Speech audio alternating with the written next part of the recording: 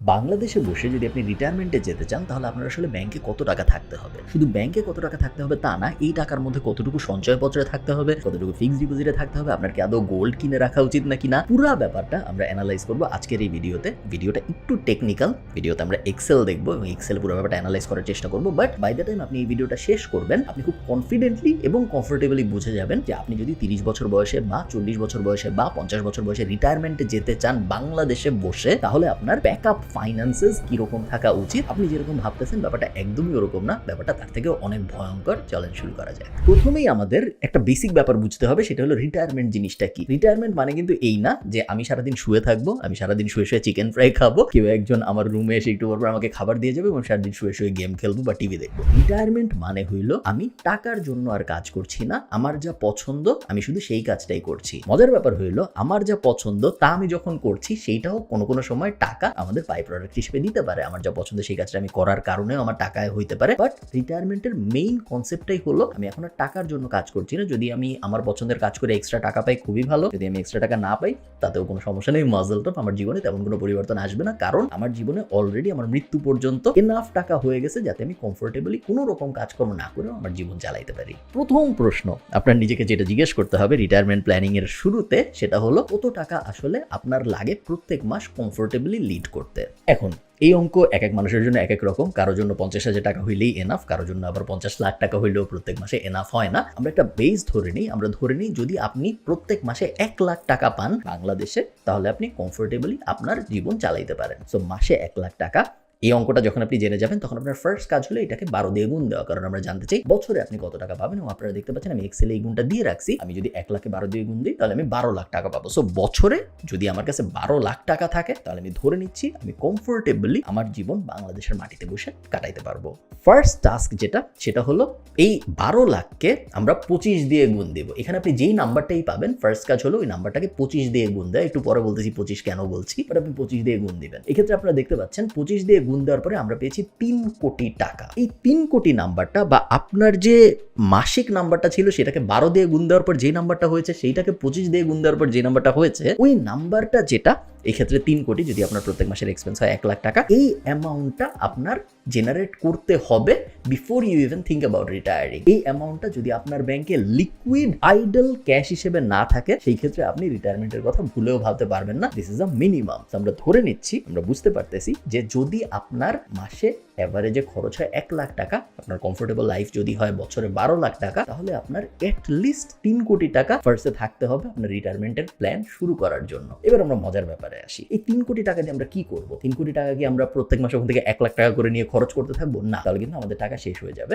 আমরা তা করব না। আমরা এই 3 কোটি টাকার মধ্যে 50 লাখ টাকা পারিবারিক সঞ্চয়পত্রে ইনভেস্ট করতে পারি। পারিবারিক সঞ্চয়পত্রের রেট অফ রিটার্ন হলো 9 থেকে 11%। আমরা হিসাবের সুবিধার জন্য এখানে ধরে নিয়েছি 10% রেট। 50 লাখ কেন? কারণ পারিবারিক সঞ্চয়পত্রে আপনি চাইলেও আনলিমিটেড অ্যামাউন্ট ইনভেস্ট করতে পারেন না। বেশিরভাগ সময় পারিবারিক সঞ্চয়পত্রের লিমিট চেঞ্জ হয় এক সময়। আমি যখন এই ভিডিওটা রেকর্ড করছি তখন হলো 45 থেকে 50 লাখের মতো। আমি ধরে নিচ্ছি আপনার 3 কোটি টাকা যেটা ছিল, সেই 3 কোটি টাকার 50 লাখ টাকা আপনি পারিবারিক সঞ্চয়পত্রে ইনভেস্ট করছেন। 10% রিটার্ন এই মুহূর্তে দিচ্ছে পারিবারিক সঞ্চয়পত্র। যদি তাই আপনি করেন তাহলে আপনি প্রত্যেক বছরে পারিবারিক সঞ্চয়পত্র থেকে শুধু ইন্টারেস্ট হিসেবেই পাবেন 5 লাখ টাকা। 50 লাখ টাকা 10% 5 লাখ টাকা, যার মানে হলো প্রত্যেক মাসে আপনি আসলে পাচ্ছেন 41,666 টাকা জাস্ট পারিবারিক সঞ্চয়পত্রের ইন্টারেস্টের রিটার্ন হিসেবে। এখন আপনি তো 50 লাখ টাকা পারিবারিক সঞ্চয়পত্রে ইনভেস্ট করেছেন, আপনার কাছে ছিল 3 কোটি টাকা। সো তার মানে আপনার কাছে এখনো 2.5 কোটি টাকা আছে। এই 2.5 কোটি টাকা আপনি কি করবেন? এই 2.5 কোটি টাকার মধ্যে 1.5 কোটি, সো 2.5 কোটি মাইনাস 1.5 কোটি আপনি ইনভেস্ট করবেন ফিক্সড ডিপোজিটে। এফডিআর মানে হলো ফিক্সড ডিপোজিট রেট, অনেকে এফডিও বলে, অনেকে ফিক্সড ডিপোজিটও বলে। মূলত আপনার কিছু টাকা ব্যাংকে একটা নির্দিষ্ট সময়ের জন্য লক করে রাখা, যার বদলে ব্যাংক আপনাকে একটা ফিক্সড ইন্টারেস্ট রেট দিয়ে থাকে। অন অ্যাভারেজ জেনারেলি আমি বলতেছি, যখন ইকোনমি ভালো থাকে তখন ইন্টারেস্ট রেট খারাপ থাকে, কারণ তখন ব্যাংকের আপনার টাকার অত দরকার হয় না। যখন ইকোনমি খারাপ হয় তখন ব্যাংকের আপনার টাকা বেশি দরকার হয় এবং এই কারণে আপনাকে লোভ দেখানোর জন্য ব্যাংক বেশি ইন্টারেস্ট দেয়। তো এই মুহূর্তে 2024-25 সালে এসে আমি যখন এই ভিডিও রেকর্ড করতে তখন ইকোনমির অবস্থা খুব একটা ভালো না, যেই কারণে এই মুহূর্তে আপনি কোনো একটা ভালো ব্যাংকে গেলে দেখবেন ব্যাংক আপনাকে 6, 7, 8, 9 ইভেন 10% ইন্টারেস্ট রেটও দিতে পারে। ভালো ব্যাংক সাধারণত কম ইন্টারেস্ট রেট দেয়, খারাপ ব্যাংক সাধারণত বেশি ইন্টারেস্ট ইন্টারেস্ট রেট দেয়, কারণ খারাপ ব্যাংকের টাকা আরও বেশি দরকার, ওদের কাছে খুব বেশি মানুষ টাকা রাখে না। এভারেজে আমরা ধরে নিই আপনি 5%-এর মতো রেট অফ রিটার্ন পাবেন এবং আপনি 1.5 কোটি টাকা ফিক্সড ডিপোজিট করে রাখছেন। আপনার ওই 3 কোটি টাকার মধ্যে 50 লাখ ছিল সঞ্চয়পত্রে, এরপরে আপনি 1.5 কোটি টাকা ফিক্সড ডিপোজিট করছেন। 5% যদি আপনার রেট অফ রিটার্ন হয় বা আপনি যদি 1.5 কোটি টাকা ফিক্সড ডিপোজিট করেন, তাহলে আপনার প্রত্যেক বছরে জাস্ট ফিক্সড ডিপোজিটের ইন্টারেস্ট থেকে আয় হবে 7,50,000 টাকার মতো। এটাকে যদি আমরা মাসে নিয়ে আসি তাহলে প্রত্যেক মাসে আপনার আয় হচ্ছে 62,500 টাকা। এবং আপনারা বুঝতে পারতেছেন অঙ্কটা এই পর্যন্ত খুবই সিম্পল, আসলে কিন্তু এত সহজ না, একটু পরে আমরা আরো জটিল ব্যাপারে যাবো। বাট আপনি বুঝতে পারতেছেন যে আপনার অলরেডি 1 লাখ টাকা ইন্টারেস্টে আসা শুরু হয়ে গেছে এবং এখনো আপনার হাতে 1 কোটি টাকা এক্সট্রা আছে। আপনি মাত্র 50 লাখ টাকা ইনভেস্ট করেছেন পারিবারিক সঞ্চয়পত্রে এবং আপনি ফিক্সড ডিপোজিটে ইনভেস্ট করেছেন 1.5 কোটি টাকা। সো 2 কোটি টাকা আপনার টোটাল ইনভেস্ট হয়েছে এবং এই 2 কোটি টাকা টোটাল ইনভেস্ট করার কারণে আপনার প্রত্যেক মাসে এভারেজে ইন্টারেস্টের ইনকাম হচ্ছে 1,04,166 টাকা। ডিপেন্ডিং অন আপনি কোন ট্যাক্স ব্র্যাকেটে আছেন, এইটার 10 থেকে 15% সরকার কেটে নিবে উৎসে কর হিসেবে। তো আপনার এই অ্যামাউন্টটা এখানে দেখে মনে হচ্ছে 1,04,166 টাকা, বাট আসলে এটা হয়ে যাবে 90 থেকে 95,000 টাকার আশপাশে। সো এ পর্যন্ত খুবই ভালো। আমাদের হাতে এখনো 1 কোটি টাকা এক্সট্রা আছে। ওই 1 কোটি টাকা কোনো কিছু না করি আমরা দেখতেছি যে আমরা এমন একটা সেট আপ সাজায় ফেলছি যেখানে আমাদের প্রত্যেক মাসে জাস্ট 1 লাখ টাকা ইন্টারেস্ট আসতেছে। এই 1 লাখ টাকা দিয়ে আমাদের জীবন আমরা খুব সুন্দর করে কাটাই ফেলতে পারি, তাই না? এটা মনে হচ্ছে, বাট আসলে ব্যাপারটা একদমই এরকম না। আসলে ব্যাপারটা এর থেকে অনেক ভয়ঙ্কর। এখন বাংলাদেশে এবং পুরো পৃথিবীতেই ইকোনমিতে একটা জিনিস হয়, যে জিনিসটাকে বলে ইনফ্লেশন। ইনফ্লেশন আমরা যদি একদম সহজ করে বোঝার চেষ্টা করি, ইনফ্লেশনের বাংলা হইল গিয়ে মুদ্রাস্ফীতি। টাকার পারচেসিং পাওয়ার যত কমে ওইটার যে অ্যাডজাস্টেড রেট ওটাকে ইনফ্লেশন বলে। আরো সহজ করে যদি আমরা বোঝার চেষ্টা করি, কোনো একটা কিছু আপনার 10 বছর আগে কিনতে যত টাকা লাগতো ভার্সেস আপনার ওই জিনিসটা এখন কিনতে যত টাকা লাগে, এই দুইটার মধ্যে যে পার্সেন্টাইলের ডিফারেন্স, ওই ডিফারেন্সটাকে আপনি ইনফ্লেশন ধরে নিতে পারেন। আপনি ধরে নিতে পারেন যে একটা পটেটো ক্র্যাকার্স কিনতে আমার আগে 10 টাকা লাগতো, এখন আমার ওই same potato cracker same size কিনতে 20 টাকা লাগে। তার মানে হইলো আগে 10 টাকার যে ভ্যালু ছিল এখন 20 টাকার সেই ভ্যালু। তার মানে আমার 100% ইনফ্লেশন হয়েছে এখানে। আমার আগে 1 টাকায় যেটা হইতো, একটা 10 টাকার নোটে যেটা হইতো, এখন আমার 2টা 10 টাকার নোট লাগে একই ব্যাপার করতে, একই বম্বে সুইটস নিতে। সো এই ব্যাপারটাকেই বলে ইনফ্লেশন। বাংলাদেশে ইনফ্লেশনের data Bangladesh bank regularly publish করে। আপনি যদি বাংলাদেশ ব্যাংকের ওয়েবসাইটে যান, আপনারা দেখছেন bb.org.bd তে আমি আছি। এইখানে আমরা দেখতে পাচ্ছি যে প্রত্যেক মাসের inflation rate Bangladesh bank publish করে। ফেব্রুয়ারিতে ইনফ্লেশন ছিল 9.67%, মার্চে ইনফ্লেশন হলো 9.81%। গত বছরের মার্চে, সো 2024 আমি এই ভিডিও রেকর্ড করছি, এখন 9.81%, প্রায় 10% ইনফ্লেশন রেট। গত বছরে ছিল 9.33%। গত 35 বছরের হিসাব যদি আমি দেখি, বাংলাদেশের ইনফ্লেশন রেট 2.5% থেকে 11%-এর আশপাশে ঘোরাফেরা করেছে। গত 5 বছরের হিসাব যদি আমি দেখি, গত 5 বছরে আসলে ইনফ্লেশনের অবস্থা বেশ খারাপ। শুধু বাংলাদেশে না, পুরো দুনিয়ায় ইনফ্লেশনের অবস্থা বেশ খারাপ। শুরুতে কোভিড ছিল, তারপর অনেকগুলো যুদ্ধ হয়েছে, আপনারা জানেন। ইনফ্লেশনের অবস্থা মোটামুটি পুরো দুনিয়ায় খারাপ। আমি ধরে নিচ্ছি আগামী 20 বছরে মিনিমাম 5% ইনফ্লেশন থাকবে। মিনিমাম 5%, আসলে হয়তো এর থেকে অনেক বেশি থাকবে। তো আমি ধরে নিচ্ছি আপনার জীবনে 5% অ্যাডজাস্টেড ইনফ্লেশন আসবে। 5% বলার কারণ হলো সবকিছুর দাম কিন্তু একই রকম ভাবে বাড়ে না। পেট্রোলের দাম যেই হারে বাড়ে ভার্সেস মিস্টার টুইস্টের দাম যেই হারে বাড়ে ভার্সেস চালের দাম যেই হারে বাড়ে, সবকটা বাড়ার রেট সেম না। সবই বাড়ে, বাট সবকটা বাড়ার রেট সেম না। কোনো কিছু অনেক বাড়ে, কোনো কিছু আস্তে আস্তে বাড়ে। সো অ্যাডজাস্টে এভারেজ আমরা ধরতে পারি 5%। খুবই কনজারভেটিভ নাম্বার, আসলে হয়তো এর থেকে অনেক বেশি হবে। 5% ইনফ্লেশন যদি আগামী 20 বছর থাকে এবং আপনি যদি রিটায়ারমেন্টের প্ল্যান করেন, তাহলে আসলে আপনার ওই 1 লাখ টাকার ভ্যালু 2,65,330 টাকা। এখানে আমি ফিউচার ভ্যালুর ক্যালকুলেশন করেছি। আপনারা যারা কমার্স পড়ছেন ছোটবেলায় বা অ্যাকাউন্টিং পড়েছেন, তারা ফিউচার ভ্যালুর ক্যালকুলেশন জানেন। মূলত আমি এখানে যেটা বের করেছি সেটা হইলো, আজকে আপনি 1 লাখ টাকায় যা করতে পারছেন, 20 বছর পরে আপনার কত টাকা লাগবে সেম জিনিসটা করতে। তো মনে করেন আপনি আজকে 1 লাখ টাকার বম্বে সুইটসের চিপস কিনবেন, 20 বছর পরে আপনি ওই সেম সংখ্যক বম্বে সুইটসের চিপস চান, আপনার কত টাকা লাগবে? আপনার 2,65,330 টাকা লাগবে। তার মানে কি? তার মানে হইলো, একটু আগে যে আমরা দেখলাম আমাদের ইন্টারেস্ট থেকে 1,04,166 টাকা আসতেছে, এই 1,04,166 টাকা কিন্তু আমাদের জন্য এনাফ না জীবন কাটানোর জন্য। আজকে আমরা ভাবতেছি এনাফ, বাট এনাফ না। তার কারণ আগামী দিন যত আগাবে জিনিসপত্রের দাম বাড়বে, ইনফ্লেশন বাড়বে এবং এই কারণে আমাদের পারচেসিং পাওয়ার কমবে। হ্যাঁ, ব্যাংক থেকে আমরা ইন্টারেস্ট হিসেবে 1 লাখ টাকাই পাবো, 1,04,166 টাকা, বাট ওই 1,04,166 টাকা দিয়ে আমরা আর কিছু কিনতে পারবো না। আজকে আমরা 1 লাখ টাকা দিয়ে যা কিছু কিনতে পারতেছি ওটার সাথে কম্পেয়ার করলে। সো আমাদের 2,65,330 টাকা লাগবে ইনফ্লেশন অ্যাডজাস্টেড 5% 5% রেটে। এটা যদি সত্য হয় তার মানে হইলো আমাদের হাতে যে 1 কোটি টাকা এখন এক্সট্রা আছে, আমরা কিন্তু 2 কোটি টাকা ইনভেস্ট করছি, আর 1 কোটি টাকা আমাদের হাতে এক্সট্রা ছিল। ওই 1 কোটি টাকার আমাদের এমন কিছু একটা করতে হবে যাতে করে আমরা আরো 1,61,163 টাকা প্রত্যেক মাসে ইন্টারেস্ট হিসেবে জেনারেট করতে পারি। কারণ শুধুমাত্র যদি আমরা মিনিমাম 1,61,163 টাকা এক্সট্রা জেনারেট করতে পারি তাহলেই আমরা ইনফ্লেশন অ্যাডজাস্টেড রেটে 2,65,330 টাকা করে প্রত্যেক মাসে ইন্টারেস্ট পাবো। সো এই 1 কোটি, সোজা বাংলা আমি জানি একটু কঠিন হয়ে যাচ্ছে, বাট আমি সোজা করে বললে এক্সট্রা যে 2 কোটি টাকা তোমরা ইনভেস্ট করে ফেলছি সঞ্চয়পত্রে এবং ফিক্সড ডিপোজিটে, এক্সট্রা যে 1 কোটি টাকা আছে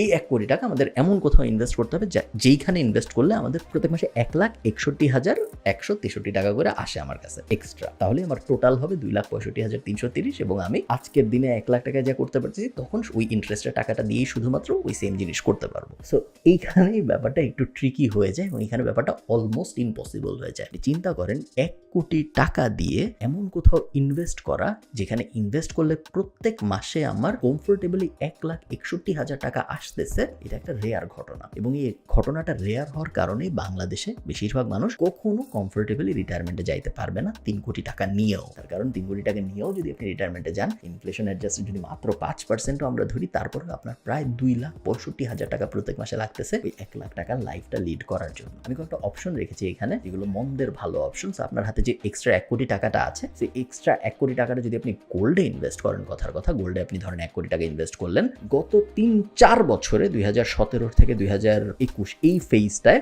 গোল্ডের দাম প্রায় 50%-এর মতো বেড়েছে, 47% যদি আমি ভুল না করে থাকি। আমি ধরে নিচ্ছি আগামী 10 বছরেও গোল্ডের দাম এই হারেই বাড়তে থাকবে এবং যদি 50%ও বাড়ে সেই ক্ষেত্রে আপনার 1 কোটি টাকার গোল্ড হয়ে যাবে 1.5 কোটি টাকা। ঠিক আছে, তো আপনার 50 লাখ টাকা লাভ হইলো 10 বছরে। আপনি যদি জমিতে ইনভেস্ট করেন, আমি ধরে নিচ্ছি আপনার জমিতে 100%-এর মতো ইমপ্রুভমেন্ট আসবে। আপনি মোটামুটি 1 কোটি টাকার জমি বাংলাদেশের যেখানেই কিনেন, আগামী 10 বছরে ওইটার দাম ডাবল হবে আমি ধরে নিচ্ছি। সো ওটার দাম যদি ডাবল হয় আপনার 1 কোটি টাকা হয়ে যাচ্ছে 2 কোটি টাকা, আপনার 1 কোটি টাকা এখানে এক্সট্রা আসতেছে। বাই দ্য ওয়ে এগুলো কিন্তু মিউচুয়ালি এক্সক্লুসিভ, আপনি সব করতে পারবেন না। আপনি যদি গোল্ডে 1 কোটি টাকা ইনভেস্ট করেন আপনার তো টাকা শেষ, আপনি তো তখন যে আবার ল্যান্ডেও ইনভেস্ট করতে পারবেন না। সেম ল্যান্ডে যদি আপনি ইনভেস্ট করেন আপনি আবার যে গোল্ডে ইনভেস্ট করতে পারবেন না। সো এই ব্যাপারটা মাথায় রাখবেন যে এগুলো সব মিউচুয়ালি এক্সক্লুসিভ, একটাই করতে পারবেন, আপনি সব কটা করতে পারবেন এবং ভেঙে ভেঙে করা রেকমেন্ডেড না। আমি চাই আপনি একটাই করেন যেটা করবেন। সো ল্যান্ডে যদি আপনি ইনভেস্ট করেন 100% সেফ, ধরে নেওয়া যায় আপনার টাকা ডাবল হয়ে যাবে 10 বছরে। গোল্ডে যদি আপনি ইনভেস্ট করেন 50% ধরে নেওয়া সেফ, ধরে নেওয়া যায় আপনার টাকা অ্যাটলিস্ট 50% বাড়বে আগামী 10 বছরে যদি গোল্ডে আপনি ইনভেস্ট করেন। এবং লাস্ট হলো অ্যাপার্টমেন্ট। এই তিনটে আমি অপশনে রেখেছি কারণ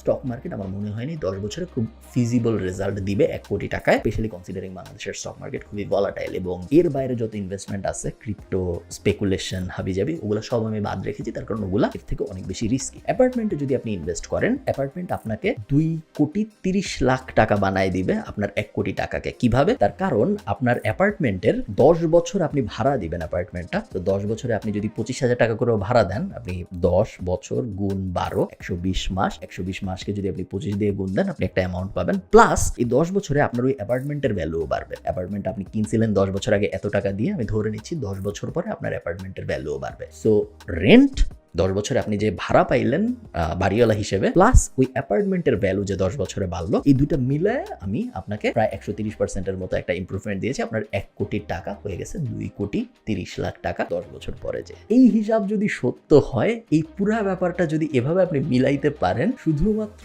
তাহলেই আপনি বলতে পারেন যে হ্যাঁ আমার কাছে এখন 3 কোটি টাকা আছে, আমি রিটায়ারমেন্টে যেতে পারি। প্রবলেম হইলো এই ব্যাপারটা খুবই আনসার্টেইন, মেইনলি 2টা কারণে।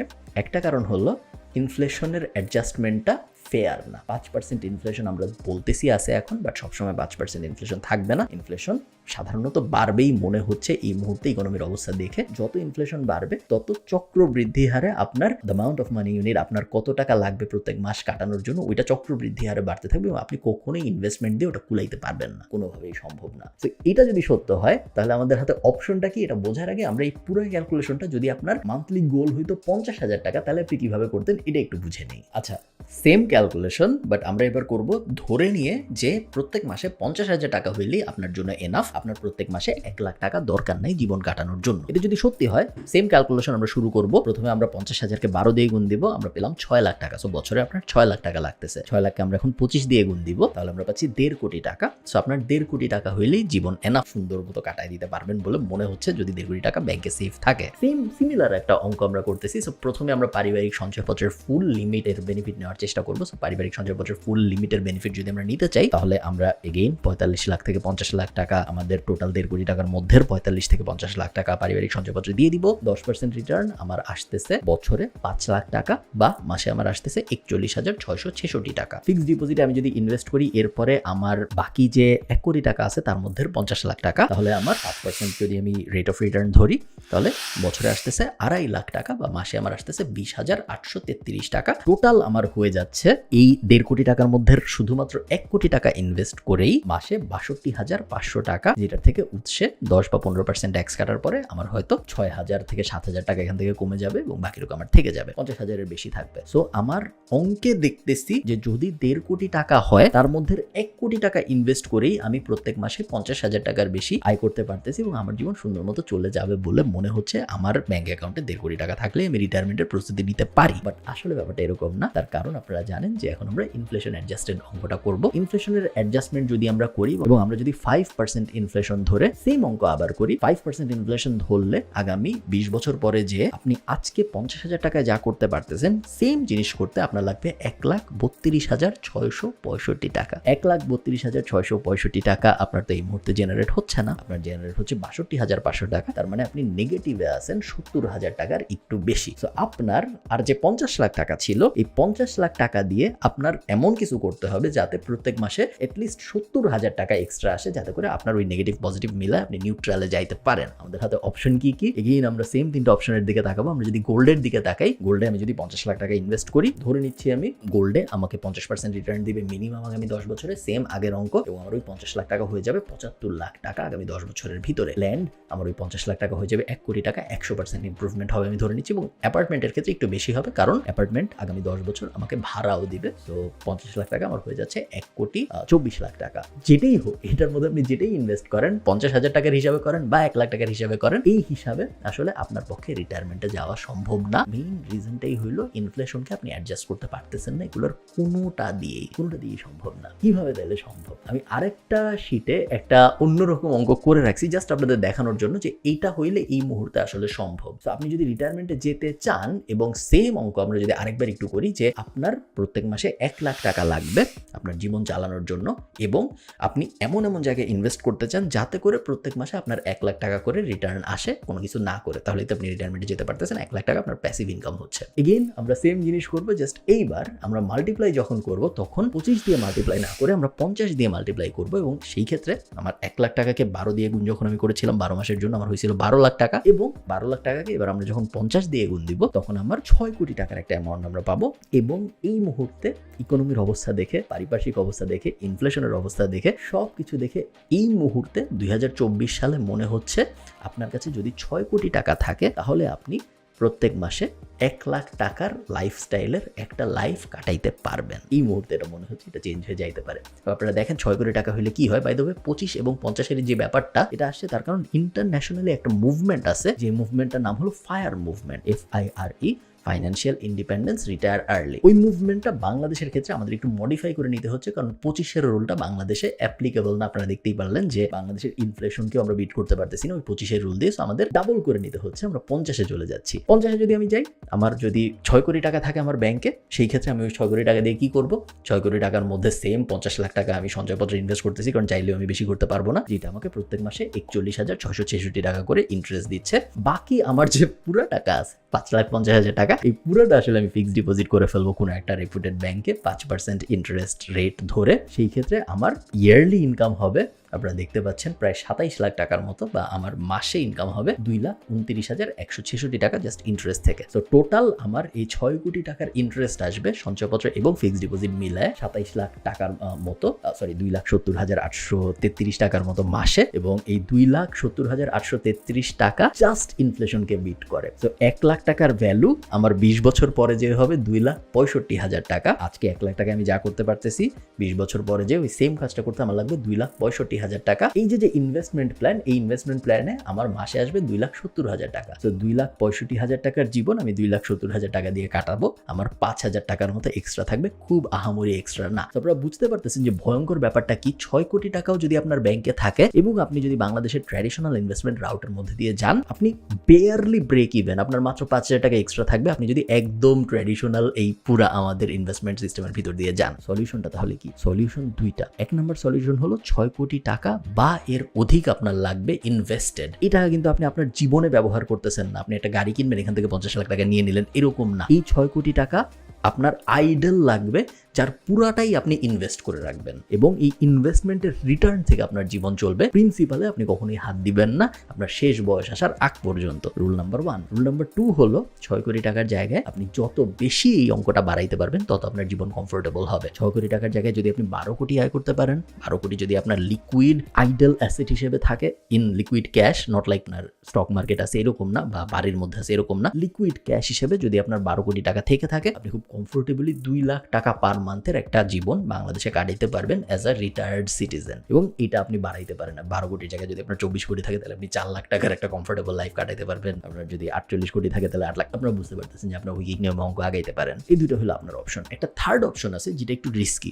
সেটা হলো আমরা জানি গোল্ড আমাদের 50% মতো রিটার্ন দিচ্ছে। যদি আমরা 10 বছরের হিসাব করি, সেফলি বলা যায় গোল্ড আমাকে 50% মতো রিটার্ন দিবে। আমরা জানি অ্যাপার্টমেন্ট বলি বা ল্যান্ড বলি সবই আমাকে 50 থেকে 100% মতো রিটার্ন দিবে। আজকে যদি আমি 1 কোটি টাকার একটা জমি কিনি, চান্স খুব বেশি যে 10 বছরের মধ্যে ওই জমির দাম 2 কোটি টাকা হয়ে যাবে, 100% মতো রিটার্ন আমি পাবো। এগুলো সবই কিন্তু হাইপোথিসিস। এমনও হইতে পারে যে ওই জমির ভিতরে খুব জটিল একটা সমস্যা হয়েছে, ওই 1 কোটি টাকার জমি 0 টাকা হয়ে গেছে। আমি জাস্ট কমন সিনারিও বলতেছি, এক্সেপশন কিন্তু এক্সাম্পল হিসেবে আমরা ব্যবহার করতেছি না। কোনো কিছুই এমন নাই যেটা আমাকে 100%-এরও বেশি রিটার্ন দিচ্ছে। গোল্ড, অ্যাপার্টমেন্ট, জমি, সঞ্চয়পত্র, ফিক্সড ডিপোজিট, এফডিআর, অমুক তমুক, এমন কিছুই নেই যেটা আমাকে 100%-এর বেশি রিটার্ন দিচ্ছে। তার মানে হইলো আমি 100 টাকা দিচ্ছি, সে আমাকে 200 টাকার বেশি ফেরত দিচ্ছে, এরকম কিছুই নাই। এরকম একমাত্র অপশন হলো আপনার হাতে, যদি আপনার বয়স কম হয়, স্পেশালি যদি আপনার বয়স 22 থেকে 30 এই ব্র্যাকেটের ভিতরে থাকে, একটা সাইড হাসেল বা একটা বিজনেস টাইপ কিছু শুরু করা যায় নাকি দেখতে। কারণ বিজনেস এমন একটা জিনিস যেখানে আপনি 100 টাকার কোনো কিছুতে ইনভেস্ট করলে ওইটা 200 টাকার বেশি হয়ে ফেরত আসার চান্স অনেক বেশি। সো 100%-এর অধিক রিটার্ন দেওয়ার চান্স আসলে অনেক বেশি। একই সময়ে